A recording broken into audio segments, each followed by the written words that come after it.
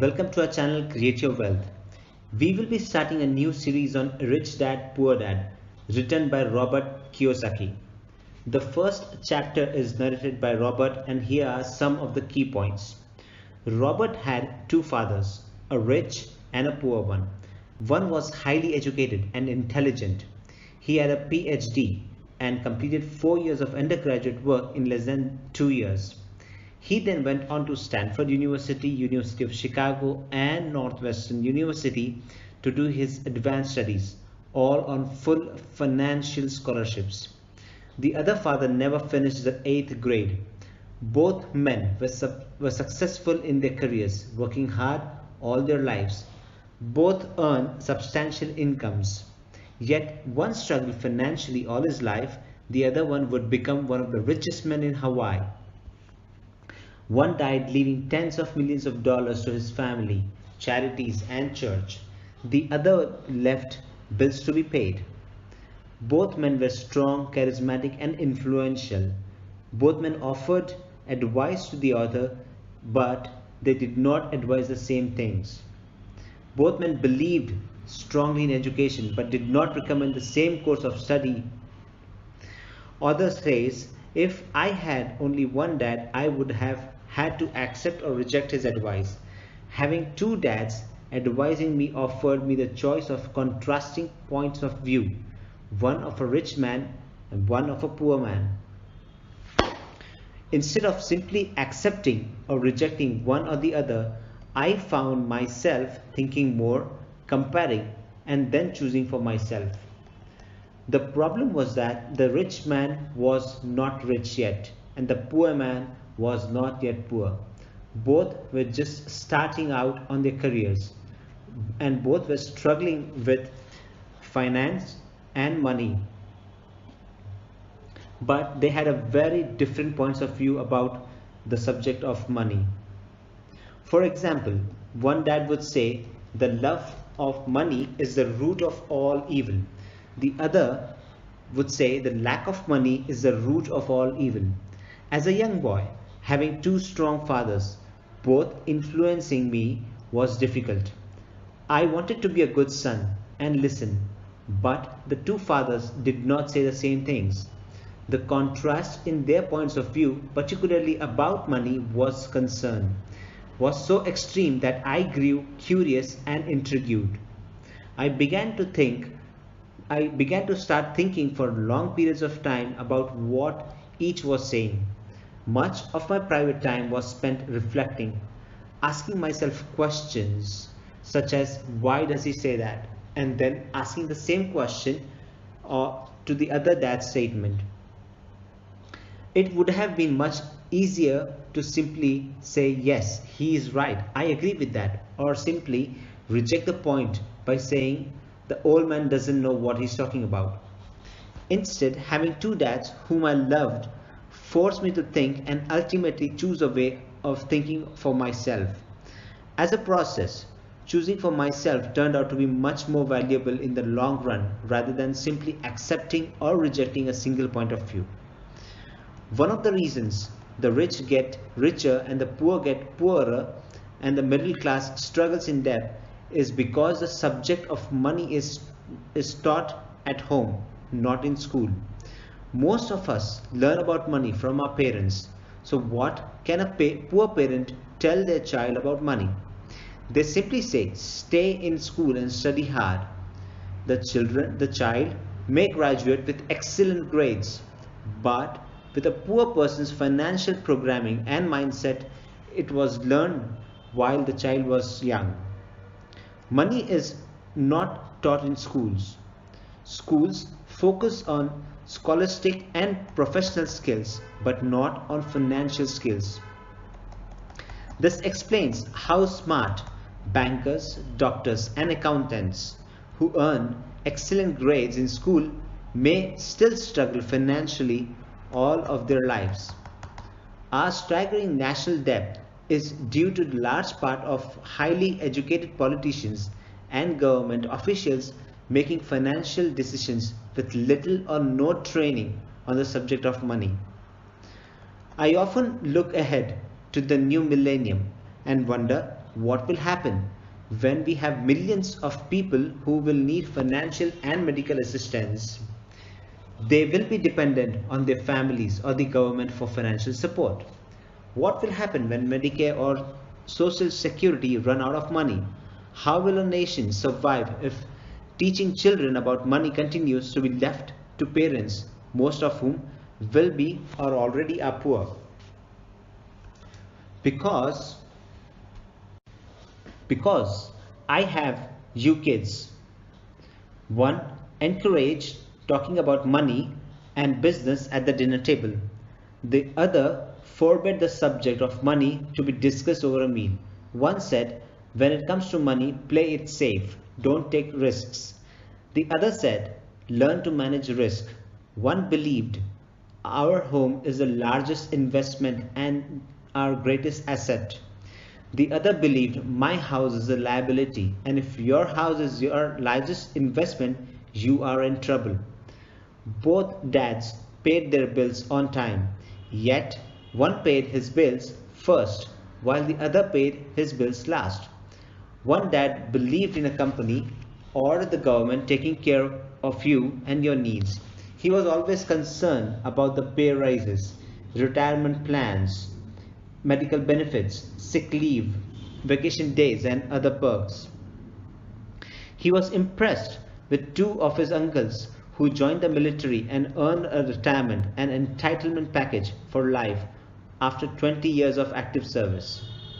He loved the idea of medical benefits and PX privileges the military provided its retirees. He also loved the tenure system available through the university. The idea of job protection for life and job benefits seemed more important at times than the job. He would often say, I have worked hard for the government and I'm entitled to these benefits. The other believed in total financial self-reliance. He spoke out against the entitlement mentality and how it was creating weak and financially needed people. He was emphatic about being financially competent. One dad struggled to save a few dollars. The other simply created investments. One dad taught me how to write an impressive resume so I could find a good job. The other taught me how to write strong business and financial plans so I could create jobs. Being a product of two strong dads allowed me the luxury of observing the effects different thoughts have on one's life. I noticed that people really do shape their career, their life through their thoughts. For example, my poor dad always said, I'll never be rich, and that prophecy became reality. My rich dad, on the other hand, always referred to himself as rich. He would say things like, I'm a rich man, and rich people don't do this. Even when he was flat broke after a major financial setback, he continued to refer himself as a rich man. He would cover himself by saying there is a difference between a poor and being broke. Broke is temporary and poor is eternal. My poor dad would also say, I am not interested in money, or money doesn't matter. My rich dad always said, money is power. The power of our thoughts may never be measured or appreciated, but it became obvious to me as a young boy to be aware of my thoughts and how I expressed myself. I noticed that my poor dad was poor not because of the amount of money he earned, which was significant, but because of his thoughts and actions. As a young boy, having two fathers, I actually became acutely aware of being careful which thoughts I chose to adopt as my own. Whom should I listen to, my rich dad or my poor dad? Although both men had tremendous respect for education and learning, they disagreed in what they thought was important to learn. One wanted me to study hard, earn a degree, and get a good job to work for money. He wanted me to study to become a professional, an attorney, or an accountant, or go to a business school for my MBA. The other one encouraged me to study, to be rich, to understand how money works, and to learn how it worked for me. I don't work for money were words he would repeat over and over. Money works for me. At the age of 9, I decided to listen to and learn from my rich dad about money. In doing so, I chose not to listen to my poor dad, even though he was the one with all the college degrees. A lesson from Robert Frost is my favorite poet. Although I love many of his poems, my favorite is The Road Not Taken. I use this lesson almost daily, The Road Not Taken. Two roads diverged in a yellow wood, and sorry I could not travel both. And be one traveler, long I stood, and looked down as far as I could, to where it bent in the undergrowth. Then took the other as just as fair, and having perhaps the better claim, because it was grassy and unwanted wear, though as for the passing there had worn them really about the same. And both that morning equally lay in leaves, no step had trodden black. Oh, I kept the first for another day, yet knowing how far one way how a way leads to on to way, I doubted if I should ever come back. Somewhere ages and ages hence, two roads diverged in a wood. I took the one less traveled by, and that has made all the difference. This is from Robert Frost in 1916. And that made all the difference. Over the years, I have often reflected upon Robert Frost's poem. Choosing not to listen to my highly educated dad's advice and attitude about money was a painful decision, but it was a decision that shaped the rest of my life. Once I made up my mind whom to listen to, my education about money began. My rich dad taught me over a period of 30 years until I was age 39. He stopped once he realized that I knew and fully understood what he had been trying to drum into my often thick skull. Money is one form of power, but what is more powerful is the financial education. Money comes and goes, but if you have the education about how money works, you gain power over it and can begin building wealth.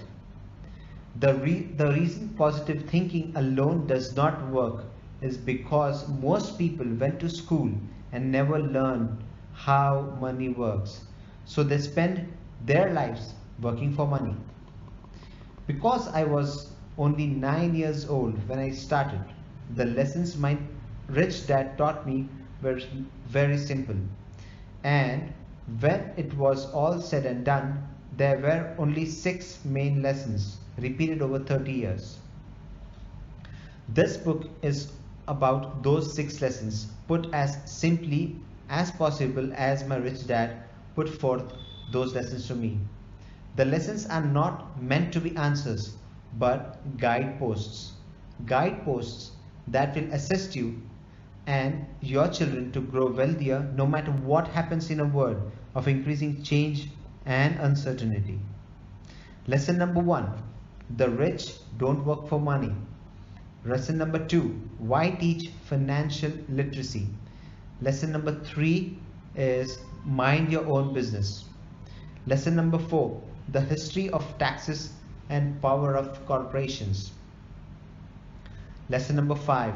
The rich invent money. Lesson number 6. Work to learn, don't work for money. So this is it what we have in the chapter 1, guys.